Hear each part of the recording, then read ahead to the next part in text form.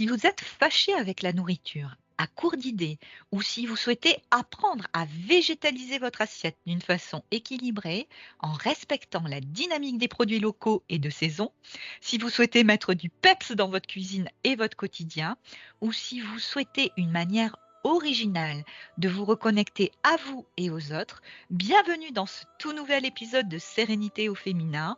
Explorez, ressentez, rayonnez. Aujourd'hui, je vous propose un voyage guidé par une femme de caractère, expérimentée, un voyage au pays des saveurs, senteurs, un voyage aux couleurs d'épices, un voyage tel une ouverture sur la différence, celle aussi de culture et d'approche plurielle, mais aussi un voyage qui peut être conçu tel une reconnexion à soi, aux autres, au monde.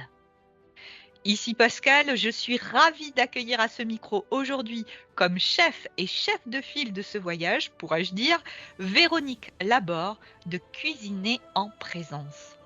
Bonjour Véronique, merci d'avoir accepté mon invitation et bienvenue. Bonjour Pascal, bonjour à toutes et à tous. Merci beaucoup pour cette invitation. En guise de préambule, Véronique, tu sais que j'aime bien demander à mes invités de choisir une citation qu'ils aiment particulièrement et qui fait sens pour eux. Alors, est-ce que tu serais OK? Bien sûr, je t'ai demandé la même chose, mais est-ce que tu serais OK pour nous partager la tienne et nous dire ensuite en 2 mots, pourquoi l'as-tu choisie? Avec grand plaisir. Alors, j'ai choisi une citation de Lao Tse qui date Ouais, de 500 ans avant Jésus-Christ et qui avait déjà beaucoup compris de choses parce qu'il disait, si tu donnes un poisson à un homme, il mangera un jour. Si tu lui apprends à pêcher, il mangera toujours. Moi, ce que je trouve aussi formidable dans cette citation, et je trouve qu'elle est toujours très contemporaine, c'est qu'en définitive, tu peux donner à manger à quelqu'un, c'est un acte charitable, mais la vraie, à mon avis, la vraie démarche, c'est d'apprendre aux gens à être autonomes. Et c'est vraiment la démarche que j'ai à cœur de partager, de propager dans ma cuisine, c'est d'apprendre aux personnes à savoir se débrouiller par elles-mêmes. alors première étape, on va voyager ensemble. Première étape de ce voyage, on remonte, hop dans le temps et c'est bien sûr ton enfance. Alors, est-ce là, Véronique, que tout a commencé? Et oui, c'est très souvent les racines en fait de notre passion. Elle prend souvent, elle germe dans notre enfance, telle la Madeleine de Proust. J'ai envie de dire, je ne déroge pas à la règle. Il est vrai que j'ai eu la chance d'avoir des grands-parents qui étaient provençaux et qui habitaient la campagne. Et donc moi, j'allais régulièrement en vacances chez eux. Et ma grand-mère était un fin cordon bleu. Elle, évidemment, à l'époque, déjà, on faisait tout soi-même. Et elle cuisinait énormément. Et moi, j'étais toujours dans ses jupes. J'étais tout le temps derrière elle, à observer, à regarder, à poser des questions. Et du coup, elle m'impliquait, elle me faisait faire avec elle. Et en plus, à l'époque, il y avait des appareils d'un autre temps, tu vois, comme un ressort pour battre les blancs en neige, enfin, des presses-purées manuelles. Et moi, j'adorais, j'avais l'impression de jouer la dinette. Donc, ma grand-mère a été vraiment ma première enseignante, d'autant qu'elle avait un grand jardin où elle elle-même ses légumes. Et elle avait énormément de vergers aussi, donc on allait cueillir, si tu veux, des fruits. Et quand en Provence, et qu'ils avaient beaucoup d'amis maraîchers, on allait aussi sur les marchés et on ramenait des caisses entières. Ils étaient en Provence, de fraises, de melons, d'asperges. Voilà, donc j'ai vraiment des souvenirs de ces senteurs de fruits, de légumes et de cette fraîcheur et cette qualité, quoi. Ensuite, j'étais dans une Alors, famille non. Oui, pardon? oui, pardon. Et alors du coup, là, moi, déjà, rien qu'en t'écoutant, je vois les caisses de melons, de tomates, j'ai presque les odeurs qui arrivent dans les narines. Donc, j'espère que les auditeurs, vous avez déjà la bonne odeur de tout ce que vient de nous partager Véronique. Et du coup, donc, il y a eu cette immersion, effectivement, dans les vergers, dans les cuisines avec ta grand-mère, ta maman, etc. Et est-ce qu'il y a un autre élément important là que tu peux extraire de ton enfance qui, pour toi, a été sûrement déclencheur? Oui, c'est-à-dire c'est aussi le respect du produit, j'ai envie de dire. C'est la qualité du produit qui est essentielle, qui est la démarche de tout bon cuisinier. Tu ne peux pas faire, on dit souvent d'omelette sans œufs, mais c'est exactement ça. Tu ne peux pas bien cuisiner avec des produits qui ne sont pas, j'ai envie de dire, cultivés ou travaillés avec amour, avec passion, avec, toutes les richesses de la terre, le soleil, les engrais, la passion de la personne qui les a plantés, qui les a mûrement fait pousser, qui les a bichonnés, qui a biné sa terre. Voilà, ça c'est vraiment, je pense, la base des bons produits. Ouais, et j'aurais envie de dire, on sent, tu parles de bichonner, je sens déjà de l'amour en fait dans ce que tu es en train d'exprimer. Tu veux bien nous faire un petit clin d'œil, aller déjà sur la place de l'amour dans tout ça en fait? Alors oui, l'amour, pour moi, c'est la base de la cuisine parce que déjà, quand on cuisine avec ses mains. Et il faut savoir que dans les mains passe le méridien du cœur. Si vous connaissez un petit peu la médecine traditionnelle chinoise, il y a un méridien qui passe d'une main à l'autre en passant par le cœur, une ligne horizontale.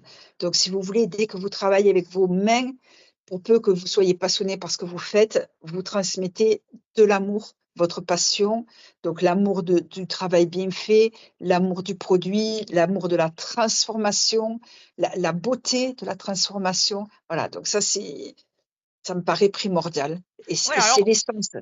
ah, excuse-moi, je te coupe, mais c'est vrai que ça va nous faire aller en fait sur la l'autre notion qui est la notion de beauté, parce qu'on en a parlé quand on a préparé cette interview, mais ça, on va y revenir un petit peu après si tu veux bien. Est-ce que tu peux nous dire, donc là, on capte, on rentre dans l'univers, mais est-ce qu'au bout du compte, si on poursuit le voyage, est-ce que tu as de suite travaillé dans l'univers de la restauration, ou est-ce qu'au bout du compte, c'est un chemin qui s'est tissé en allant peut-être faire escale?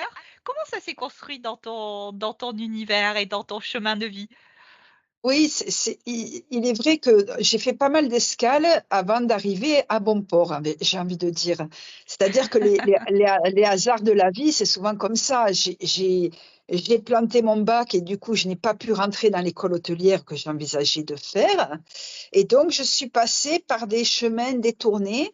Je suis passée d'abord par un petit peu enfin, un peu beaucoup de commerce et dans une de mes escales, je suis partie dans les îles françaises, dans les Antilles plus exactement, the French West Indies, dans les Ouais. Antilles françaises où là j'ai fait une première escale magnifique et où j'ai découvert vraiment tout un univers culinaire fabuleux, très riche, plein d'épices, vraiment très ancré dans le territoire.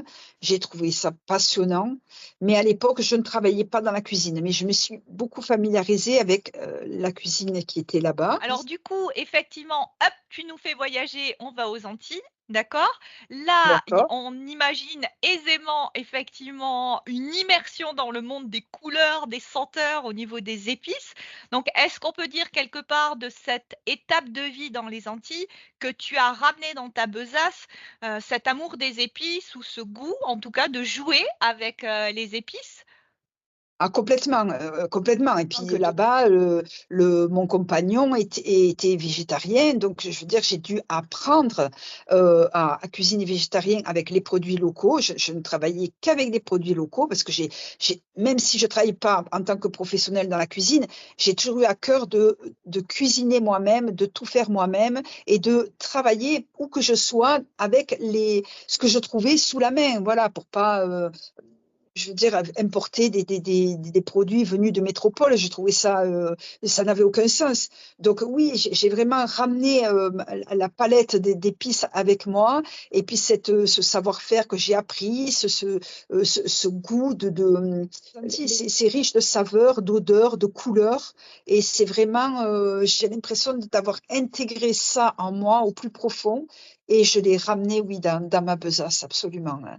Mmh. OK, et quelque part alors, si je comprends bien dans ce que tu nous expliques, dans ce que tu nous partages, c'est au début plutôt un cadre privé, en fait, dans le sens où ton compagnon qui était végétarien, je veux dire, voilà, vous étiez aux Antilles. En fait, au départ, ça a été plutôt une démarche privée, de prendre soin quelque part dans le plaisir des produits locaux, dans le plaisir des épices que tu trouvais autour, et en même temps dans le plaisir de vous offrir aussi, c'est un moment de partage, on y reviendra, mais de vous offrir aussi une cuisine qui réponde à vos valeurs et en même temps à votre identité. Est-ce que c'est vraiment ça, quelque part, le starter au niveau en tout cas privé?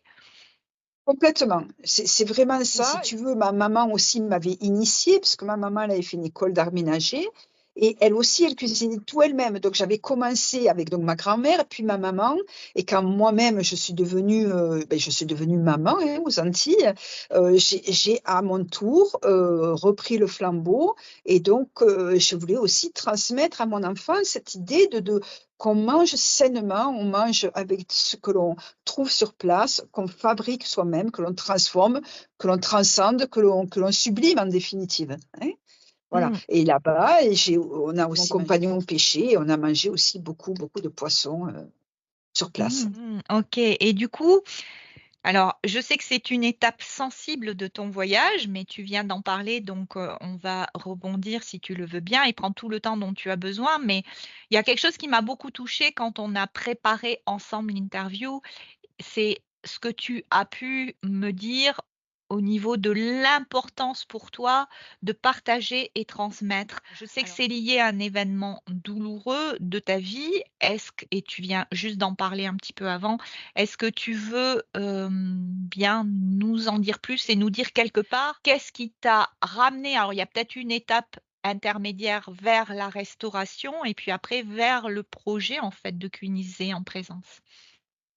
Complètement. En fait, donc après diverses escales, et diverses et variées, heu, quand j'ai eu à peu près la quarantaine, je me suis dit: «Il est temps d'essayer de vivre de ta passion» et si tu veux, moi, j'ai toujours dans l'optique de ne pas, quitter cette vie terrestre avec des regrets et donc comme ça a été ma passion depuis mon plus jeune âge de cuisiner, j'ai franchi le pas et j'ai fait une école, j'ai passé mon CAP de cuisine, j'ai fait une école pour adultes, une formation pour adultes et j'ai passé mon CAP de cuisine que j'ai obtenu.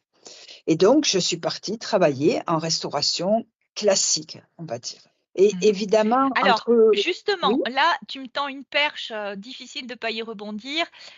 C'est courageux à 40 ans de repartir sur les bancs de l'école et d'aller passer un CAP de cuisine. Quelles sont les ressources peut-être émotionnelles? Tu sais que mon métier est plutôt lié aussi au niveau de d'aller chercher les ressources en chacun pour atteindre vos objectifs. Toi, à 40 ans, tu t'es donné l'objectif enfin d'aller vivre de ta passion et peut-être par rapport aux auditrices, aux femmes qui nous écoutent aussi, quelles sont les ressources que tu as été mobilisée à ce moment-là pour te remettre sur les bancs de l'école quelque part à 40 ans passés? Qu'est-ce que tu as été chercher à l'intérieur comme ressources émotionnelles, relationnelles ou autres? Beh, je suis animée depuis toujours, par une curiosité insatiable, j'ai envie de dire. J'aime apprendre et je crois que cette ressource, elle est toujours, présente en moi. Elle est toujours, active et j'espère qu'elle le sera jusqu'à mon dernier souffle parce que je trouve que c'est ce qui permet de garder un enthousiasme, et un œil d'enfant quoi, de rester toujours, neuf, ouvert et donc il y a cette ressource que j'ai mobilisée, cette curiosité et j'avais vraiment envie d'aller explorer le monde professionnel parce que la cuisine est tellement présente dans ma vie depuis toujours que je voulais vraiment voir comment ça se passait en vrai, j'ai envie de dire. Voilà, tes ressources et puis je suis quelqu'un qui s'adapte très facilement. J'ai beaucoup bourlingué, j'ai beaucoup exercé de métiers et pour moi, cette ressource, elle est assez naturelle, j'ai envie de dire. Voilà, je suis ainsi, j'aime m'adapter, j'aime faire le caméléon et j'aime découvrir surtout des univers différents. Voilà, j'aime pas me OK. cantonner à quelque chose. OK, donc en fait, quelque part dans tes moteurs, tu t'es appuyé sur ton goût de la découverte, ton goût de l'apprentissage et en fait, pourquoi est-ce que tu aimes découvrir? Là, ça, on l'avait pas prévu, hein, on l'a pas préparé, donc je te prends un peu de cours, je suis bien consciente, mais c'est la petite surprise de l'interview. Je veux dire, justement, je veux dire, tu es en train de me dire: «J'aime découvrir, j'aime apprendre, je m'adapte facilement», donc ça, ce sont des ressources, des forces intérieures, tes lignes de force, mais du coup, je dirais effectivement, quelque part, c'est pourquoi en fait? C'est quoi ton pourquoi? Pourquoi tu aimes découvrir? Ça te place dans quelle dynamique? Pourquoi, tu aimes t'adapter? Ça t'apporte quoi sur ton chemin en fait? Si tu veux bien juste, c'est une petite parenthèse qu'on n'avait pas préparée, mais Pas qui de est fort à problème. propos là, vas-y. Mais parce que je trouve ça enrichissant d'apprendre. Le fait d'aller toujours découvrir pardon, des univers que l'on méconnaît, ça permet d'apprendre. Et puis, comme un millefeuille, je rajoute une couche. Mais c'est pas pour le plaisir d'accumuler des couches, c'est pour le plaisir aussi de mieux se comprendre, de mieux se positionner dans le monde, d'acquérir de la confiance en soi, euh, d'être plus aligné. Enfin, il me semble que le fait d'apprendre en permanence euh, crée en moi un enrichissement, mais c'est un enrichissement du cœur, j'ai envie de dire, de ma conscience, de mon âme. C'est pas un enrichissement matériel, mais c'est un enrichissement qui me, comment, je me sens riche, oui, de tout ce que j'ai découvert, de toutes ces rencontres que j'ai faites, de tous ces voyages que j'ai pu accomplir, voilà, de toutes les lectures que je fais, de ce que j'écoute, voilà, des rencontres. Magnifique. Du coup, je veux dire, tu es vraiment animée par ça et en tout cas, moi, c'est quelque chose que j'avais beaucoup senti, quand on a préparé cette interview et du coup, il y a, quelque chose d'autre qui est important et donc on fait le pont. Donc tu as eu envie de te confronter à la réalité en allant vraiment travailler en cuisine, dans la restauration et à un moment donné, qu'est-ce qui se passe? C'est quoi le déclic pour que, bah, quitter ce milieu-là et puis te dire: «Bah, là, j'ai peut-être envie de le faire autrement ou de repenser les choses autrement. Ça a été quoi le déclic? Qu'est-ce que c'est qui fait qu'à un moment donné, tu t'es dit: «Stop, j'arrête la restauration et peut-être que c'est le moment de poursuivre autrement»? Beh, tu sais, très souvent, entre l'idée que l'on a de quelque chose et la façon dont concrètement ça se passe, il y a souvent un fossé parce qu'on fantasme beaucoup les choses, on les imagine d'une certaine façon et la réalité est tout autre. Donc j'ai adoré, ces années de restauration parce que j'ai là aussi énormément appris. J'ai appris mon métier en définitive parce que quand on sort de l'école, on n'a que les bases théoriques. Donc j'ai vraiment appris les gestes, les techniques, à cuisiner vraiment de façon professionnelle, à savoir, doser, à savoir mesurer, à savoir faire des repas pour des quantités de personnes très importantes, à savoir s'organiser parce que dans une cuisine, c'est essentiel. Bon, j'ai déjà cet esprit très pragmatique, mais voilà, ça m'a confortée là aussi. Ouais. Mais au bout d'un moment, si tu veux, il y a plusieurs choses. Il y a que la cuisine fonctionne quand même toujours sur un patriarcat, archi-démodé, premièrement. Il y a aussi que c'est un métier quand même qui est très fatigant, physiquement et comme je l'ai démarré après mes 40 ans, il est vrai que, j'ai souffert, il faut le dire, physiquement. Et puis moralement aussi, parce qu'il ne faut pas, quand même, parler la langue de bois. Il y a de la maltraitance en cuisine, ça reste une réalité, ça évolue, mais lorsque j'ai fait mon école de cuisine, c'était en 2011, j'ai commencé en 2011-2012, j'ai commencé en milieu professionnel en 2012. Il est vrai qu'il y a 12-13 ans, il y avait pas encore autant de femmes qu'aujourd'hui, ça vient, mais c'était encore, une niche et personnellement, j'ai beaucoup souffert et d'agisme et de sexisme et au bout d'un moment, j'ai trouvé que j'avais passé l'âge, mais si tant est qu'il y en a un âge, hein, c'est pas du tout ce que je veux dire. La maltraitance m'a fatiguée aussi nerveusement.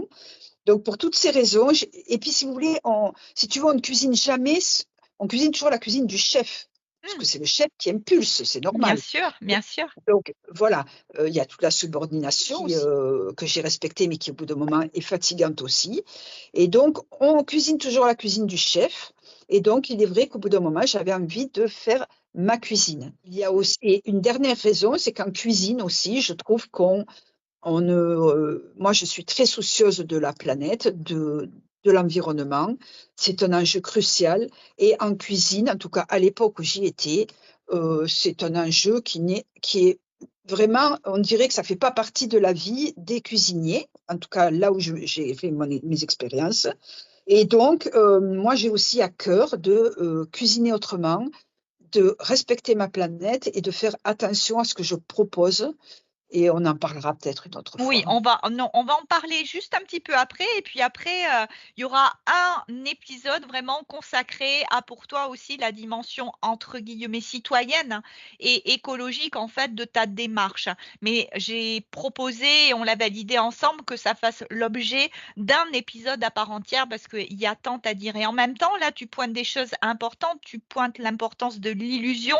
J'aurais envie de dire qu'elle est présente entre la confrontation entre ce qu'on imagine et la réalité donc merci de le souligner parce que je crois que ça soit, à travers l'expérience de ce que tu proposes ou d'autres sujets, il y a toujours souvent ce décalage entre ce qu'on imagine et la réalité des choses. Moi, je pourrais en parler au niveau des habitats partagés et cetera. Il y a, des écolieux, il y a ce qu'on imagine et puis il y a la réalité du vivre ensemble. Tu vois? Et beh, ça me fait écho et ça fait résonance à cet endroit-là. Et puis en même temps, tu soulignes un point et ça, on aura peut-être l'occasion d'y revenir aussi dans ton portrait de femme, mais en tout cas dans ton regard de femme, de ce que tu as pu vivre aussi à l'endroit de ce que tu as nommé un patriarcat, archi démodé ou en tout cas quelque chose qui est une forme de mal. Et puis après un facteur qui est, effectivement, on n'a pas la même énergie, on n'est pas positionné de la même façon à 15 ans quand on démarre avec un CAP cuisine ou à 18 ans que l'on est à 40, 45 ans, 50 ans ou plus. Et du coup, tu as eu le déclic, tu as dit que tu t'étais reconvertie à 40 ans. À quel moment tu as eu ce changement de dire: «Bon maintenant c'est peut-être temps non plus de servir la cuisine des autres, mais de me laisser briller dans ma propre créativité culinaire et de prendre ma place en tant que moi. Maintenant, je vais arrêter de servir, la créativité des autres et je vais servir la mienne». Quel âge à peu près? Bon, pareil, c'est par tranche. Moi, j'avais une cinquantaine d'années et Ouais. puis, c'est vrai que j'avais aussi, comment dire? Il y a aussi ce que j'ai oublié de dire, c'est que j'avais quand même franchi toutes les étapes. C'est-à-dire que j'ai démarré commis et j'ai terminé chef. La Mmh. restauration a ceci C'est important. d'intéressant, voilà, c'est que c'était un des rares métiers où, l'évolution de poste peut être aussi rapide et aussi importante. Et donc c'est vrai que c'est un métier qui offre cette possibilité, qui est importante, qu'il faut le souligner. Et donc j'avais gravi tous les échelons, donc je m'étais aussi prouvé à moi-même que j'en étais capable. Donc je suis sortie forte de cette, expérience, de cette assurance et pour être honnête, quand j'ai quitté la restauration professionnelle, j'ai encore repris quelques années avant de me lancer, à mon compte. J'avais besoin un petit peu, comme on dit, de raccrocher les gants, de décrocher, de réfléchir à la façon dont je voulais, mener ma barque, hein, où je voulais justement la mener. Hem, donc j'ai repris un petit peu mon travail dans le tertiaire. De toute façon, toutes les expériences servent, hein, il n'y a pas d'échec, il n'y a que des expériences. Donc j'ai repris un peu mon travail dans le tertiaire et effectivement, j'ai vécu comment on pourrait dire? Un accident de la vie, qui a été, un vrai tsunami dans ma vie et qui là m'a fait remettre en question un petit peu tout mon parcours. Tu veux on en parle maintenant? Oui, tu nous fais le pont effectivement. Ce que je disais, il y a eu dans ton voyage et dans ton chemin de vie une étape sensible et qui a été aussi super importante et du coup, si tu te sens prête, oui, on peut en parler à ton rythme et dans ce qui est doux pour toi aujourd'hui, bien sûr. D'accord. Donc comme, je vous l'ai dit, lorsque je suis rentrée des Antilles, j'étais maman.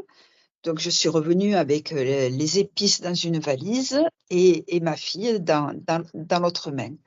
Et voilà, donc j'ai élevé ma fille, quasiment seule, heureusement avec l'aide de mes gentils parents et nous avions une relation très fusionnelle, comme deux personnes, hein, avec des hauts, des bas, des disputes, mais on était quand même très, très proches. Et l'idée, ma fille allait être infirmière, et l'idée, c'était que nous créions ensemble un lieu d'accueil. Voilà, nous avions toutes les deux chevillé au corps cette envie de tendre la main à des gens qui ont des parcours parfois plus chaotiques, difficiles. Et donc ma fille serait dans le soin et moi je serais aussi dans le soin d'une autre façon. Moi c'était pour la nourriture concrète et ma fille c'était peut-être pour la nourriture spirituelle ou enfin c'était des soins partagés que nous envisagions de faire et malheureusement ma fille est décédée. Voilà, elle est décédée d'un cancer, d'un cancer foudroyant. Euh, donc évidemment sur le chemin, j'ai envie de dire que c'est pas un caillou dans la chaussure, hein, je l'ai dit, c'est un véritable tsunami.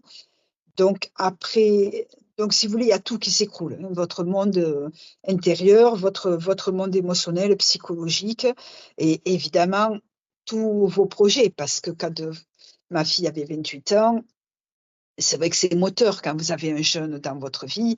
Et puis, donc on voulait faire une maison d'accueil. Moi, j'aurais assuré l'intendance avec la partie table et chambre d'hôte, et elle aurait assuré la partie soins. Nous voulions faire de l'équithérapie. Euh, voilà, ma fille avait beaucoup, beaucoup d'idées, beaucoup de partage en tête. Et donc l'idée, c'était vraiment de transmettre et de partager nos savoirs respectifs. Mmh. Donc, si vous voulez, j'ai mis un petit moment, forcément, hein, vous imaginez bien, j'ai mis, voilà, bien 2 années, je ne saurais dire, à essayer de me relever, même si j'étais debout tous les jours, mais essayer de me reconstruire, on le fait tous les jours, hein, on est tous les jours en chemin. Et donc, je me suis dit: «Comment pourrais-je, à partir de cette expérience, certes qui est traumatique, mais qui reste une expérience de vie, je ne voulais pas que sa mort soit inutile et qu'elle soit morte pour rien. Et donc, nous avions commencé déjà à élaborer ensemble cette idée d'atelier culinaire, de comment je pourrais recevoir les gens autour de la nourriture. Et c'est elle qui avait toujours des idées fulgurantes. Elle avait trouvé elle m'avait dit: «Maman, il faut faire de la terre à l'assiette», puisque j'ai tellement, je te le disais, chevillé en moi cette idée de la terre, Mmh. hein, cette idée du produit qui vient vraiment de la mère nourricière, de cette terre qu'il faut honorer et respecter au plus profond et donc de la terre à l'assiette pour dire qu'il y a le moins de transformation possible et donc je me suis dit: «Il faut absolument que j'honore, cette idée qu'elle avait trouvée, qui faisait sens et donc j'ai voulu continuer à faire vivre Sidonie, qui est donc le prénom de ma chérie et j'ai voulu que Sidonie, qu'elle voie que dans la matière, je concrétisais notre rêve et que je continue de lui donner, que je lui donne vie et que je continue quelque part à perpétuer son souvenir et que je continue à la faire vivre, voilà, au Mmh. travers de cette association donc que j'ai créée, qui s'appelle Cuisine pour l'âme et qui est en fait cuisiner en présence. Mmh.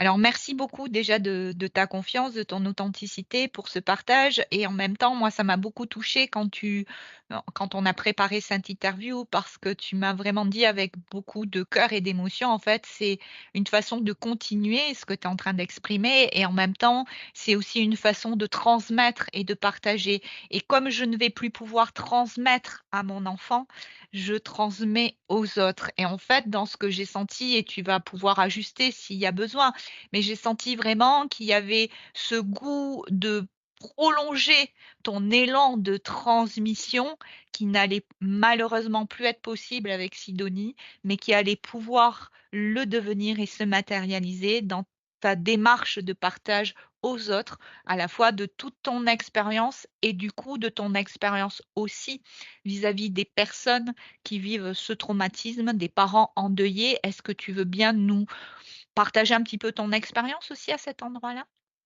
Oui, complètement, parce que, en définitive, il est vrai que quand on n'a plus j'ai envie de dire, alors l'objet, bien sûr, c'est entre guillemets, hein, quand on n'a plus l'objet de son amour, de ce qui vous anime au quotidien, parce que quand on a des enfants, on vit quand même beaucoup pour eux, à travers eux, en se projetant évidemment, qu'est-ce qu'on peut leur laisser, leur transmettre, etc.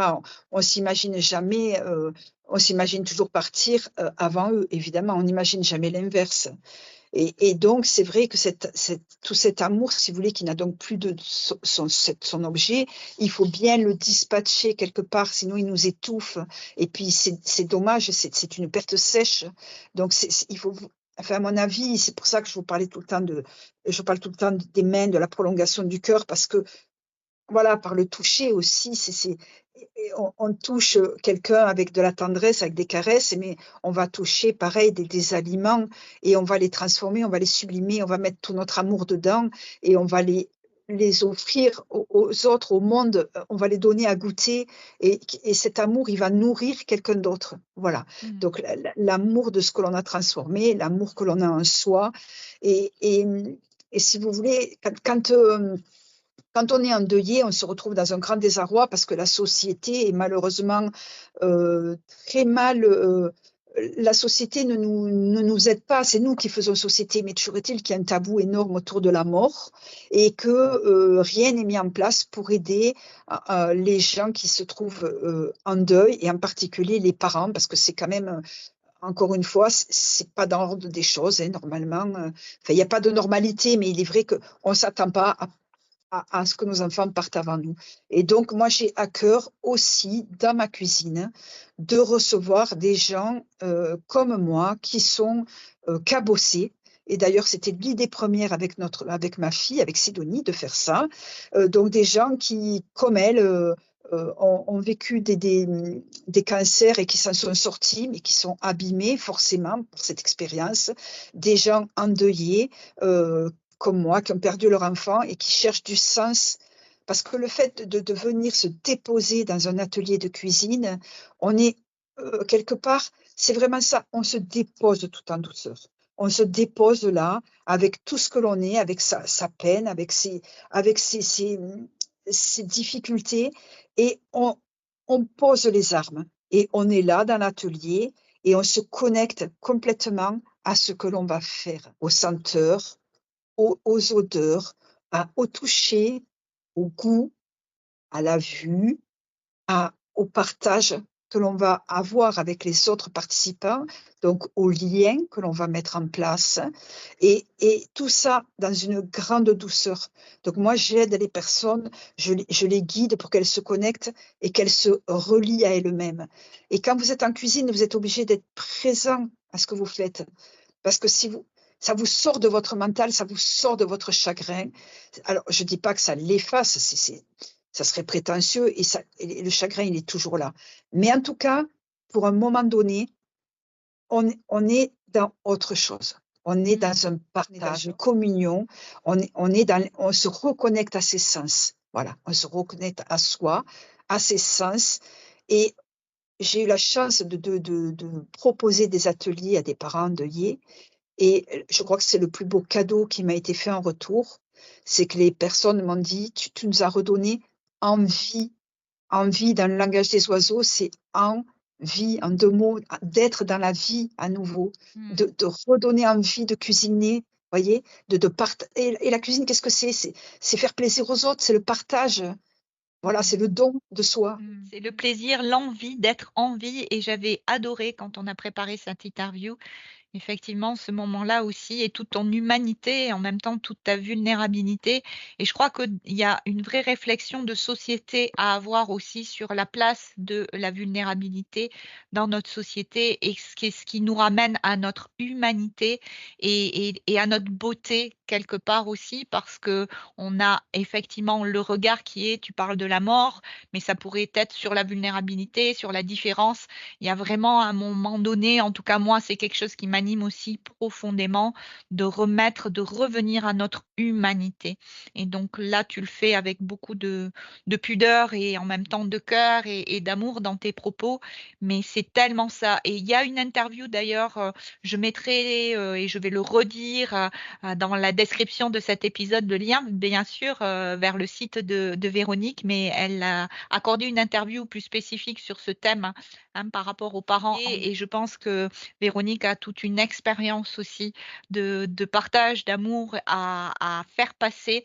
Donc, si vous avez envie d'en savoir plus, n'hésitez pas à aller écouter aussi cette autre interview qui est présente sur son site. Et puis, bien sûr, de rentrer en contact avec elle parce que je pense que quand on a l'expérience, on peut avoir des connaissances, mais quand les connaissances sont complétées d'une expérience, on appréhende les choses avec un regard forcément, une sensibilité différente. Donc, merci en tout cas de ce partage. Et je sais que moi, j'ai d'autres personnes autour de moi qui ont vécu ce traumatisme qu'est la perte d'enfants. Et j'espère aussi qu'à travers tes propos, ils trouveront un petit peu cet onguent de douceur et d'amour et cet élan à doucement, pas à pas, reconstruire en fait ce chemin d'envie et de plaisir et du goût. Et c'est un chemin. Alors, d'abord, je voulais te remercier pour ton écoute parce que c'est très précieux et tu as dit aussi quelque chose qui me paraît essentiel. Tu as parlé de pas à pas et c'est vraiment ça. On revient doucement dans la vie, pas après pas et il faut pas précipiter les étapes et la cuisine peut être une magnifique porte Tu as d'entrée. parlé de quelque chose aussi qui m'a beaucoup touchée quand on a préparé l'interview, Véronique, c'est tu as parlé que c'était aussi une façon, bien sûr, de continuer de donner la vie, mais d'honorer aussi la mémoire. Et tu as dit tout à l'heure, le chagrin ne s'en va pas. Et dans le processus de deuil, moi, je n'ai pas connu la perte d'un enfant, j'ai connu par contre d'autres pertes. Et je crois que derrière, c'est le souvenir, le chemin, c'est aussi de garder vivant le souvenir et de petit à petit laisser ce chagrin, cette peine, cette tristesse se transformer à son rythme, mais que le souvenir lui sera toujours là, il sera toujours vivant et on n'efface jamais un souvenir de quelqu'un qu'on a aimé, que ça soit un être humain, un animal ou autre. Le souvenir reste vivant. Moi, je dis souvent, le corps meurt, mais l'amour demeure. Ça a été un petit peu ma devise qui, moi, m'a aidé à me soutenir dans certains deuils. C'est le corps meurt, mais et tu parles de cuisine pour l'âme, quelque part, ou l'âme, en tout cas, l'amour demeure. Et quand on parle de présence, eh bien, peut-être est-ce qu'on peut commencer, puisqu'on est dans l'univers des recettes. Pour toi, quelles sont quelque part, dans ton expérience sur les ateliers, dans ton expérience aussi de toi à toi-même quand tu cuisines, quels sont les ingrédients de la présence? Qu'est-ce qui définit la présence? Quelles sont les caractéristiques de la présence? Alors, c'est une très bonne question, je te remercie. Pour moi, la caractéristique de la présence, c'est-à-dire, c'est comme quand tu déposes, tu sais, tes bagages, quand tu arrives de voyage, tu es un peu harassé, tu es un peu chargé, tu déposes tout, puis tu as comme un grand soupir. En fait, c'est ça, c'est tu déposes le mental, tu déposes toutes tes questions, tu déposes toutes tes préoccupations, tu déposes. En fait, très souvent, tu remarqueras, on a des charges mentales de dingue, surtout les femmes, et on est là, mais on pense à la lessive que j'ai pas étendue, les devoirs du petit, il faut que j'aille récupérer tel truc là-bas, il faut que j'amène un tel chez le kiné, ah tiens, j'ai pas fait les courses. On est, on a du mal à être présent pleinement à ce que l'on fait. Donc moi, je propose vraiment de débrancher le pilote automatique et en plus, en cuisine, si tu veux, si tu n'es pas présent, tu es en train de faire une recette mince. Est-ce que j'ai mis la levure? Est-ce que j'ai mis le sel? Si tu le mets 2 fois, ça va être trop salé. Si tu es obligé de mettre la levure, ton cake ne va pas gonfler. Enfin, c'est un petit exemple, mais c'est pour dire, c'est hyper important d'être là à ce que l'on fait. Donc pour moi, la définition de la présence, c'est eh bien, je vais le dire, comme on a fait avant l'interview, on prend un petit moment pour soi, pour se reconnecter à soi. On inspire, on expire, on essaye, même si le vide, on n'arrive jamais à le faire, mais on laisse les idées passer comme des nuages ou comme le ressac des vagues. et on se recentre dans son cœur, on se reconnecte à soi et après un petit temps d'inspiration et d'expiration, on est là, tout simplement. Voilà, Mmh. c'est tout simple en fait, hein. Il n'y a pas besoin de recettes extraordinaires. Donc Mmh. si tu veux, l'idée, c'est d'aider vraiment. Moi, j'aimerais aider les gens. Tu vois, tu as parlé de quelque chose aussi très précieux. Tu as dit: «On n'efface pas le souvenir, on n'efface pas l'amour», ça perdure et pour moi, en étant un petit peu plus, on va dire 3 secondes ésotérique, ou plus spirituelle, pour moi, l'âme, puisqu'on parle d'âme justement, l'âme ou en tout cas la conscience de quelqu'un perdure aussi. Donc je veux Mmh. dire quand on parle d'honorer les gens, les personnes qu'on a perdues, on peut aussi les honorer en cuisine. C'est-à-dire que le jour où on est prêt, on peut aussi honorer la mémoire de la personne qu'on a le plus aimée au monde et essayer d'élaborer son plat préféré, son plat emblématique.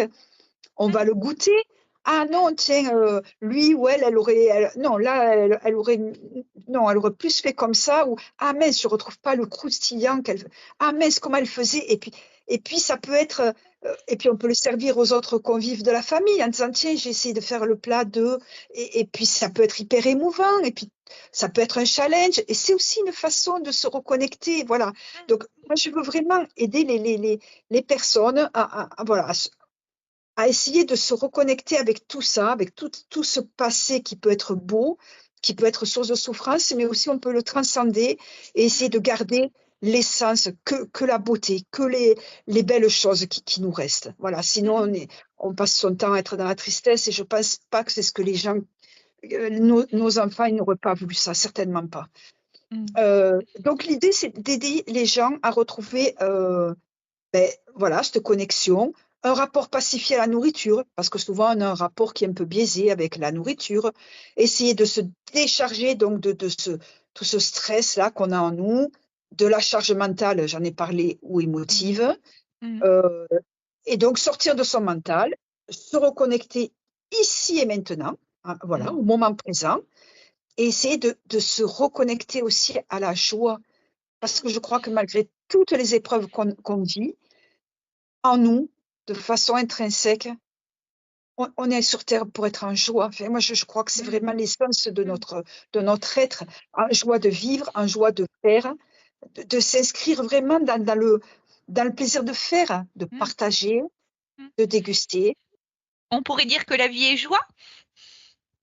Oui, je pense vraiment, La vraie quand on est malgré vraiment connecté à notre élan de vie, en tout cas moi, c'est quelque chose que je perçois comme ça aussi. Quand je m'en déconnecte, ben, petit à petit ma joie elle s'étiole et plus je m'en déconnecte grandement, plus ma joie s'étiole et en fait je perds le sens et je perds mon sens, mais le sens de ce qui me place en joie et du coup c'est-à-dire le sens de ce qui m'anime dans le sens l'animation au début on a un regard aussi un peu singulier du monde de l'animation, mais c'est quand même super beau. Moi je viens du socio-cul, je viens du monde de l'animation aussi et du coup animer c'est rendre vivant. Animer, c'est rendre vivant et complètement, quelque part, complètement. si même les professionnels qui travaillent dans le monde de l'animation, se reconnectaient un petit peu plus des fois et même nous quand on anime des ateliers quels qu'ils soient, et de cuisine ou autres, je veux dire d'arriver à se souvenir en fait de cette étymologie et animare c'est rendre vivant et du coup c'est une façon pour moi aussi là de, hop, redonner un coup de boost et de lettre de noblesse à cette dimension d'animation. Qu'on conduise une réunion, qu'on conduise un groupe d'enfants, que l'on conduise un atelier cuisine, un atelier de sport, de ce que vous voulez, à un moment donné, conduire, animer une réunion, c'est rendre vivant. Et donc, c'est quelque part un hommage au vivant et à la vie, comme tu viens de le décrire si joliment. OK? Et si je devais, et c'est là où tu vas nous faire le pont avec la suite. Tu as parlé d'être attentif au sel, au poivre, aux épices, mais tu as parlé aussi dans la préparation de l'interview des ustensiles que l'on utilise en cuisine et du coup, quand tu travailles et tu travailles aussi avec, des enfants, il y a aussi le faire attention et dans la présence et quand on est présent et pleinement à ce que l'on fait, bah, c'est important quand on manie des couteaux tranchants ou il y a aussi la dimension des ustensiles. Tu en as parlé aussi. Tu peux nous parler un petit peu de ton expérience avec des enfants? Je parle d'animation, donc forcément j'ai aussi le Ah oui, l'image pas de des enfants. Tu problème. as parlé de l'enfant intérieur, de la joie, c'est aussi l'enfance, l'innocence de ces petits enfants qui certes des fois tombent, mais se relèvent et repartent dans la vie avec innocence et joie. Et du coup, est-ce que tu peux nous faire un pont et nous partager aussi un petit peu ce que tu proposes quand tu animes tes ateliers avec des enfants et justement là où la présence peut aussi venir, servir la démarche et les apprentissages des enfants? Avec plaisir, oui, c'est vrai que c'est hyper important et justement, tu me l'as enlevé de la bouche, tu vois? Tout à l'heure, le animal, c'est vraiment ça, c'est les enfants, ils sont animés de vie et vraiment, il faut toujours s'inspirer d'eux et pas oublier celui que l'on a été, l'enfant que l'on a été et qui reste en soi. Et effectivement, quand j'anime des ateliers enfants, c'est formidable parce qu'ils ont pas de filtre les enfants et j'adore leur implication et je trouve ça formidable. Ils sont hyper partie prenante et ce que je trouve formidable, c'est que j'ai aussi bien des petits garçons que des petites filles. Ça démarre à 6 ans jusqu'à à peu près 10, 12 ans. Hem Et vraiment la dernière fois que j'ai fait un atelier, j'en avais quand même 9, ce qui est pas mal.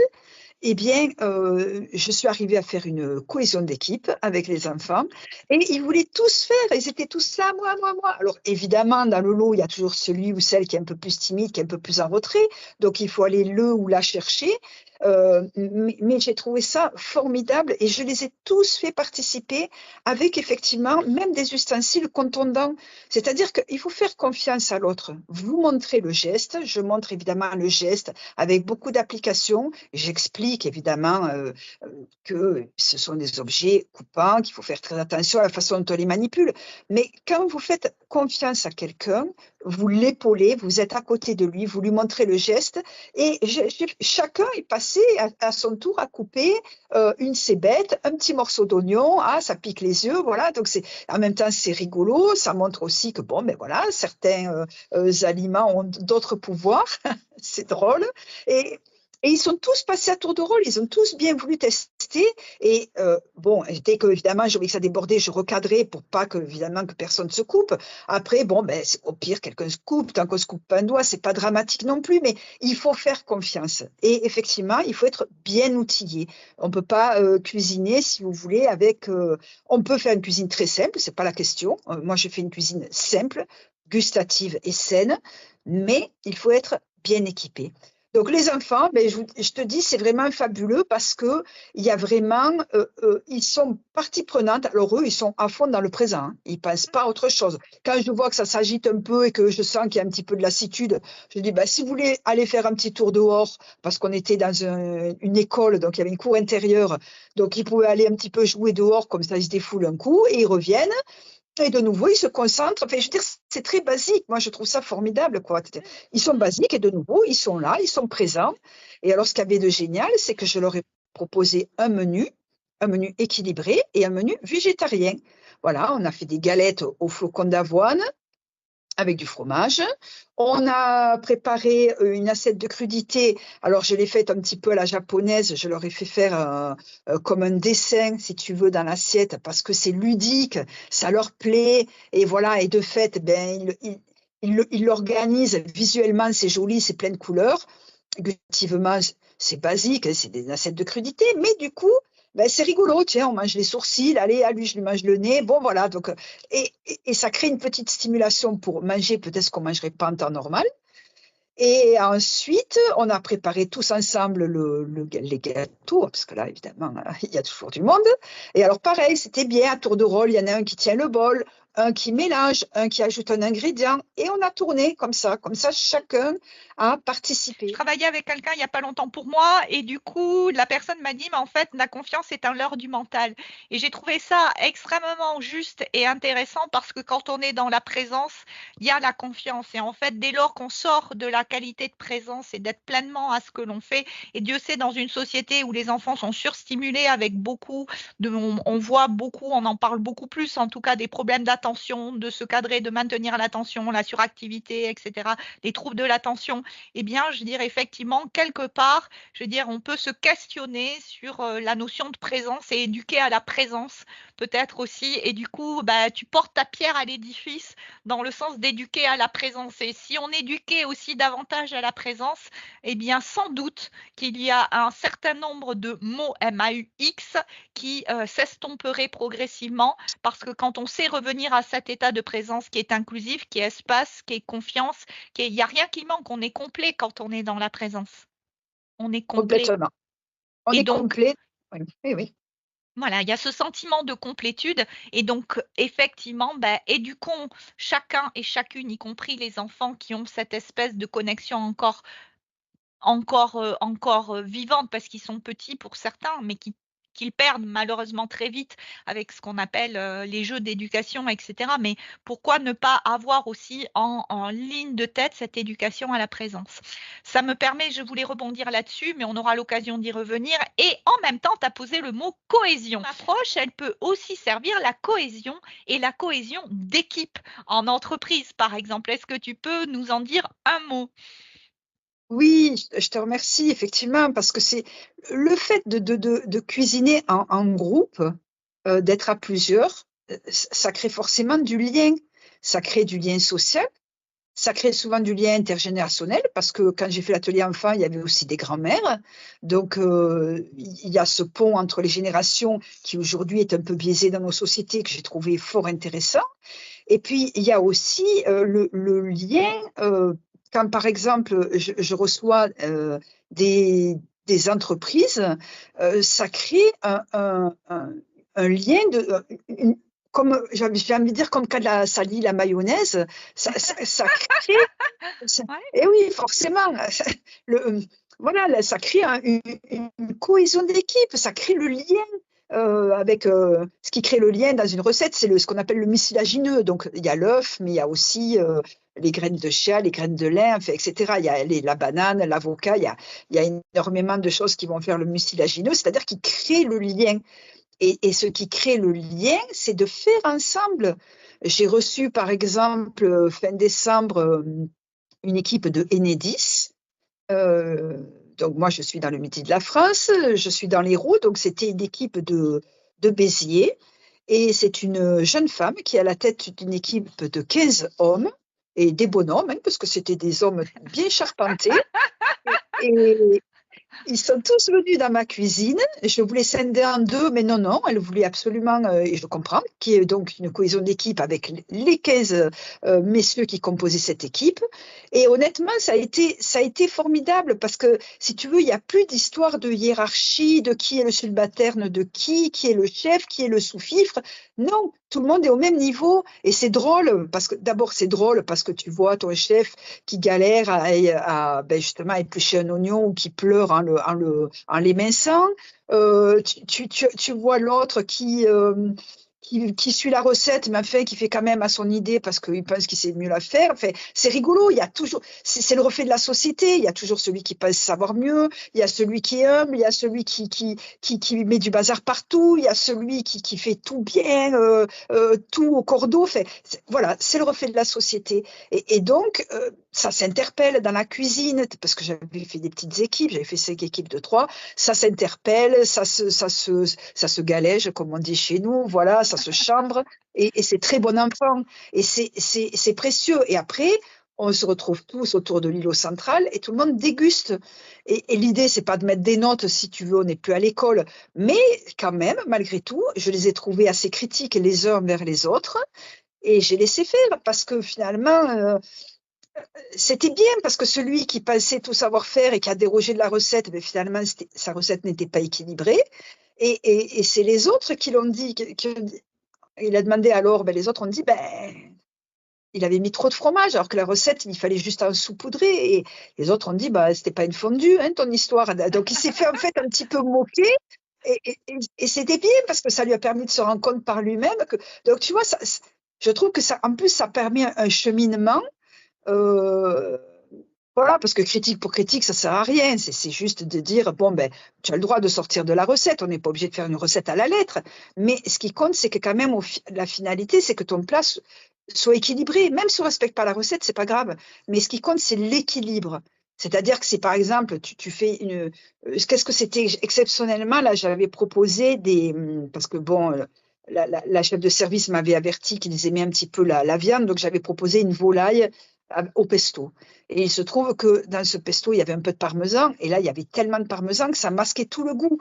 Alors que j'avais quand même été chercher une volaille bio, élevée en plein air pendant plus de 90 jours. Enfin, même là, moi, si je cuisine pas de viande, et quand j'en prends, je suis très respectueuse là aussi du produit. Le pesto était fait maison, donc il était délicieux. Donc c'était dommage, on ne sentait plus qu'effectivement le parmigiano. Donc c'est délicieux, mais c'est pas la recette. Ok, donc quelque part, je veux dire, les ateliers que tu proposes, c'est un chemin de cohésion, de plaisir et d'équilibre en même temps, si j'entends bien. Et d'équilibre. Oui, et puis aussi voilà, d'humour. Parce qu'on oublie tout le temps que quand on parlait de joie tout à l'heure, un atelier, on n'est pas là, on n'est pas à l'école. Et à l'école, malheureusement, il manque cette dimension ludique. Alors que souvent, on est enfant quand on est à l'école. C'est ludique aussi. Il faut qu'on retrouve le plaisir de s'amuser. C'est-à-dire que c'est un jeu aussi, la cuisine. Enfin, je veux dire, il faut le voir, enfin, à mon avis, comme un jeu. Même si c'est un jeu sérieux, c'est un jeu. Voilà, Oui, oui, oui, hop, remettre de hop, la hop, légèreté en fait. Remettre dans la voilà, légèreté exactement. aussi, parce qu'on parle de la place de la vulnérabilité, mais j'aurais envie de dire, redonnons, il y a une espèce, je te partage cette anecdote qui, moi, m'avait fait beaucoup rire à un repas d'anniversaire en famille. À un moment donné, j'étais partie d'un fou rire, et j'ai un rire des fois un peu caractéristique, en tout cas qui, voilà, qui transperce un peu les espaces. Et du coup, une des dames qui était d'un certain âge, par rapport à la tablée d'invités, s'était sentie, elle, obligée de dire, oh, vous savez, Pascal, elle rit comme ça, mais elle est aussi très profonde. Et du coup, ça m'avait interloqué. Je me suis dit, mais dans quelle société on est, je veux dire, pour devoir justifier des fois des moments de délire, des moments des éclats de rire quand ils sont spontanés, et ne pas aussi redonner cette dimension de légèreté, d'authenticité, c'est-à-dire d'oser quelque part être soi, qu'on en est avec, je veux dire, avec effectivement chacun ce qu'il est et comme il est. Et du coup, moi, ça me ramène beaucoup ce que tu es en train de dire aussi à cette notion de joie, de légèreté, d'authenticité, en fait. Autant dans le choix des produits que dans ce que l'on est. Complètement, mais tu vois, tout à l'heure, c'est pour ça aussi que je disais, laissons parler notre enfant intérieur, parce que notre enfant intérieur, il est comme ça, comme tu dis, il rit spontanément, il est joie, il a envie de s'amuser, voilà, c'est léger, ça peut être très professionnel, mais c'est pas la peine, comme tu dis, de le justifier. On le voit que c'est professionnel. Je veux dire, tu viens chez moi, tu vois, j'ai fait une cuisine sur tout mon second étage, parce que j'ai une maison de village qui est semi-professionnelle. Tu vois mes équipements, tu vois, j'ai 10 ans de savoir-faire professionnel, j'ai un savoir-être, j'ai un enseignement que je dispense, tout ça on le voit, le professionnalisme. Mais au contraire, mettons un peu de légèreté. Nos vies sont déjà pas toujours faciles. Je te dis, on est traversé par des maladies, des deuils, des pertes, enfin, des ruptures, des choses difficiles. Comme tu dis, on a aussi en nous cette vulnérabilité, mais on a aussi en nous tout cet élan qui demande qu'à s'exprimer. Et donc, osons la joie. Enfin, je veux dire, c'est vraiment. Moi, j'ai été voir une jeune femme qui s'appelle Annabelle Nez-Étoile, et elle a travaillé 20 ans dans les soins palliatifs, et elle fait des spectacles, et elle intervient beaucoup dans des écoles pour justement propager la joie. Elle s'appelle Docteur de la joie, mais c'est magnifique. Mmh, Et elle a fait un mmh, spectacle justement pour les parents endeuillés. La première fois, elle l'a fait devant nous. Elle avait le trac parce qu'elle se sentait pas légitime, parce qu'elle a jamais eu de perte personnelle. Mais j'ai dit, mais bien entendu, et c'était magnifique. Voilà, se mmh, reconnecter à la joie. mmh, C'était mmh. voilà. Donc Et du merci pour oui. Et du coup, tu me fais un pont avec, parce qu'on est à 1 heure d'interview, mais du coup, tu me fais un beau pont. À la fois, je pense qu'on a saisi à travers toute l'interview un petit peu ta singularité, le sens de ta démarche, la cible avec qui tu travailles. Et du coup, j'aurais envie de quel mot de la fin, M-O-T ou M-O-S si tu en as plusieurs, quel mot de la fin ou quel message en fait t'aurais envie de faire passer en guise de conclusion? On pourrait dire oser le chemin de la joie, oser le chemin de la présence, oser le chemin de l'envie, goûter l'animation l'animal, le vivant à l'intérieur de vous. Mais toi, je te passe le micro. Quels sont tes mots ou ton message? Qu'est-ce que tu aurais envie de faire passer? Et je redis bien, la discussion, elle va se prolonger avec Véronique et chacun de mes invités d'ailleurs, sous la forme d'un portrait de femme et des fois d'un numéro spécial. Et on va revenir vraiment sur la dimension citoyenne, écologique dans ta vision parce que je sais que c'est vraiment important. Donc voilà, je te laisse là en tout cas pour cette première aventure, pour ce premier voyage. Quels sont les mots ou le message que tu aurais envie de faire passer? J'aurais envie de dire décomplexons la cuisine parce qu'elle est souvent représentée comme quelque chose de compliqué, de difficile. Voilà, décomplexons la cuisine. C'est aussi important moi, j'essaye aussi de favoriser une cuisine organique, tu vois. Par exemple, je dis aux personnes, n'hésitez pas à lécher l'assiette, saucer l'assiette si vous voulez, léchez-la, c'est pas grave. Ah, on peut lécher l'assiette dans tes ateliers, chouette. mais complètement, mais là aussi, tu vois, ça revient à son âme d'enfant.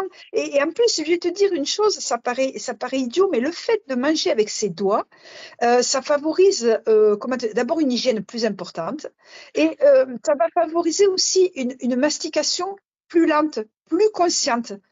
Et on va mieux assimiler parce qu'on va manger moins vite. Et ça aussi, ça participe à la réduction du stress. Et c'est une expérience sensorielle. Donc voilà, la cuisine, c'est vraiment un tout. On va se faire, alors en termes d'éducation, sur dit lécher les assiettes en public, on va se faire descendre par une partie. Mais en tout cas, qu'il y ait des espaces où, si vous en avez envie, vous autorisez de curer avec le doigt ou de lécher l'assiette, autorisez-vous-le. Moi, c'est un truc que je fais, mais plutôt en privé. Voilà. Parce qu'effectivement, on est quand même assujetti, on y a le regard toujours, les normes sociétales avec lesquelles on peut jouer et s'amuser aussi. Et à un moment donné, je veux dire, ça peut être une façon aussi théâtrale un peu d'aller pousser un peu les normes qui ont des fois besoin d'être un petit peu travaillées dans le sens de la souplesse, ok? Complètement, Ou de la complètement. fantaisie.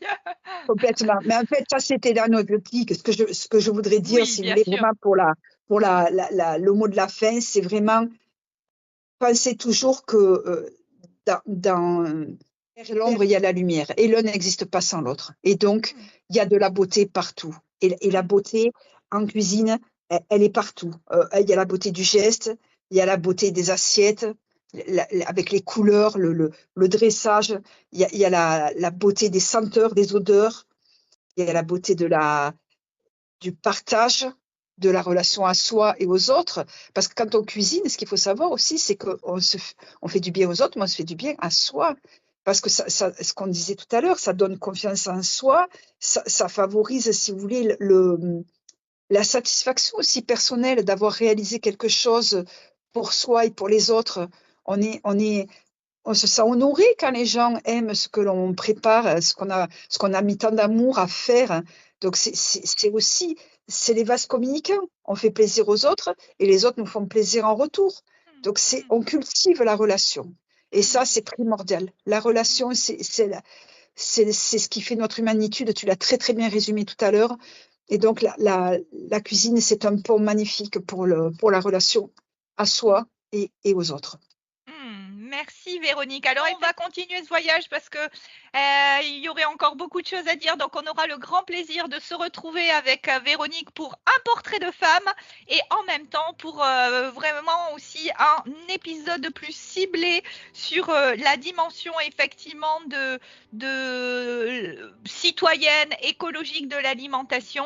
Et du coup on pourra reprendre ces notions aussi d'écologie, de présence, parce que toujours pareil, la notion pour moi, l'écologie, c'est bien sûr le lien entre les gens de la cité, mais bien au-delà, c'est le lien pour moi entre les espèces vivantes, et c'est derrière encore une fois une histoire de prendre soin du vivant en soi et en tout cas moi, c'est comme ça que je le vis et que j'essaie de l'incarner et que je le transmets dans l'ensemble de mes interventions et de mon parcours. Mais vraiment, on poursuivra ce bel échange. Donc, un grand merci. Oui, décomplexons la cuisine. Oui, soyons dans le plaisir, dans le prendre soin du lien, de la reconnexion à soi, aux autres. Un grand, grand merci à toi, Véronique. Un grand, Merci beaucoup. Un grand merci aussi à nos auditeurs. Et puis, bien sûr, vous retrouverez donc en description de l'épisode toutes les coordonnées de Véronique pour la contacter, pour en savoir plus. N'hésitez pas à aller voir son site, il est magnifique. Mais merci aussi, chers auditeurs, pour votre écoute. Et moi, je vous retrouve vendredi prochain pour un prochain Sérénité pratique. Je vous souhaite une très bonne semaine. Bonne semaine à vous tous. Merci Véronique et au revoir. Merci beaucoup. Merci. Au revoir.